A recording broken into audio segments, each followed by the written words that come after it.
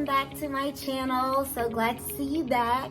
Just want to say thank you for everyone who watched the video, who liked, subscribed, commented, shared, everything. It was really encouraging to me. I wasn't sure if anyone would watch it, but to know that all of you care and are following me on this journey, it feels like you're here with me. So definitely glad that you're here.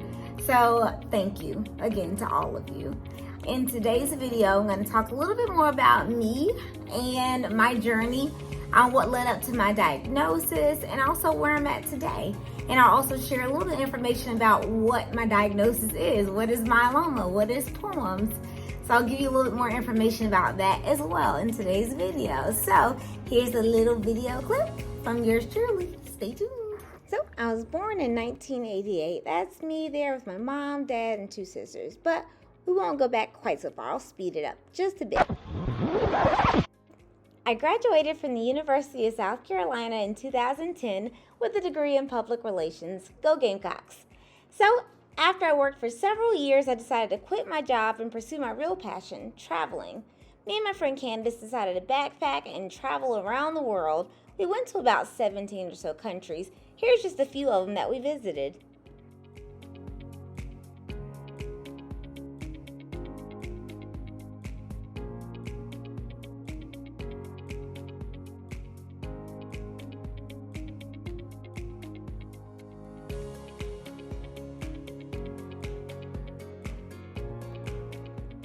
Shortly after coming home, I started dating this handsome guy who I'd known for about 10 years actually, since we go to the same church.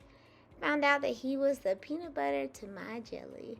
So we decided to get married in the midst of COVID 2020 in my sister's front yard.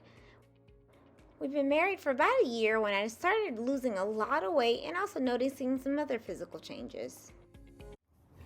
So this is where it gets interesting. So I started losing weight, which in the past I wouldn't have minded, but now I'm getting like a little thinner than I had planned, and I wasn't doing extra working out or anything like that. Then my legs and feet started going numb. So that's when I decided I need to go to the doctor and get this checked out. Went to the doctor. He checked my blood work, but it really came back pretty normal. He said maybe put me on some thyroid medicine. Maybe that would help. Over the course of a couple of months, it didn't help and I got worse. My legs and feet were more numb. I was walking slower. I was moving slower. I could barely breathe. I started having breathing problems. So one night I went to the emergency room, and to my surprise, they said you have swollen lymph nodes, you have fluid on your lungs, you have several large fibroids. So they immediately admitted me. The very next day, they removed the lymph nodes. They did a right heart catheterization. And they were like, you didn't know any of this was really going on with your body. So they didn't know how to diagnose me. So they sent a referral to Duke University Hospital. So I was able to get to Duke. I stayed there for 2 weeks. They ran every test known to man. Literally every CAT scan, PCT, PT, OT, all the T's and all of the tests. So I was there for 2 weeks, and they then told me like my diagnosis, multiple myeloma and POEMS syndrome. I'll show you in the next slides of what multiple myeloma and POEMS actually is. So here you go. Multiple myeloma is a cancer that forms in a type of white blood cell called a plasma cell. Healthy plasma cells help you fight infections by making antibodies that recognize and attack germs. In multiple myeloma, cancerous plasma cells accumulate in the bone marrow and crowd out the healthy blood cells. The cancer cells produce abnormal proteins that can cause complications.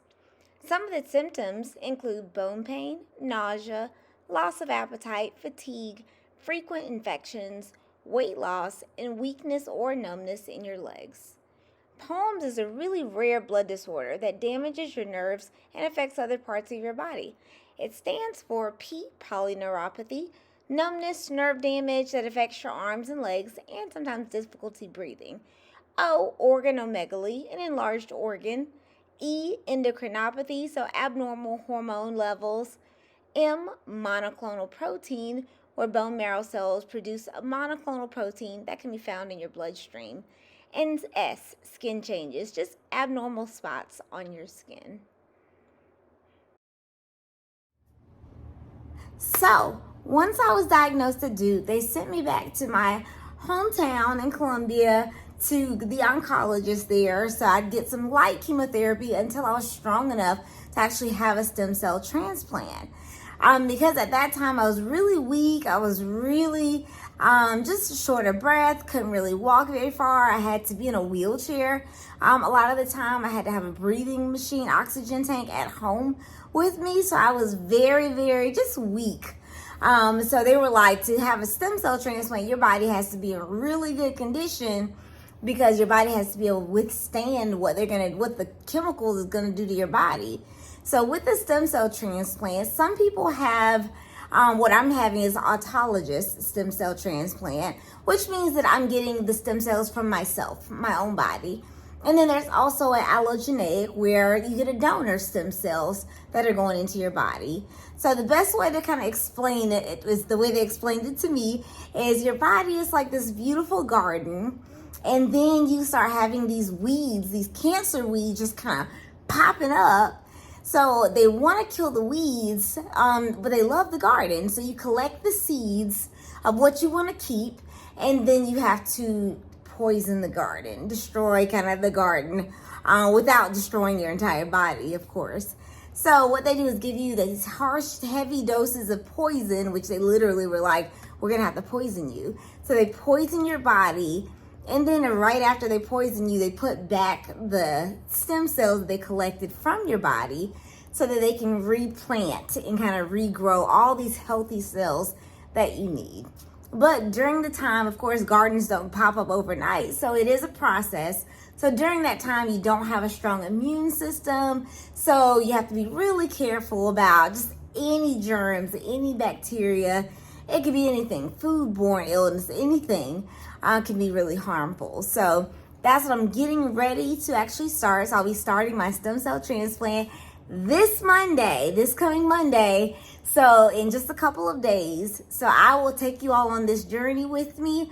I don't know what all to expect. They kind of told me some things that may happen, some different side effects, but everyone's different. So I'm anxious, I'm excited, I'm nervous, kind of all the feelings. It's a lot, but I will say that God has given me a peace that surpasses all understanding. So I'm definitely know that He will carry me through this entire journey. And I'm so glad you all are coming along for the ride. So you'll get to see everything as it's happening. So hopefully you will be encouraged. Hopefully, I know you all encourage me as well. So I'll be posting a video weekly so you can see kind of what happened day to day, how I felt, what I ate, what I did activity-wise. Stay tuned for the next video, which is going to be in about a week.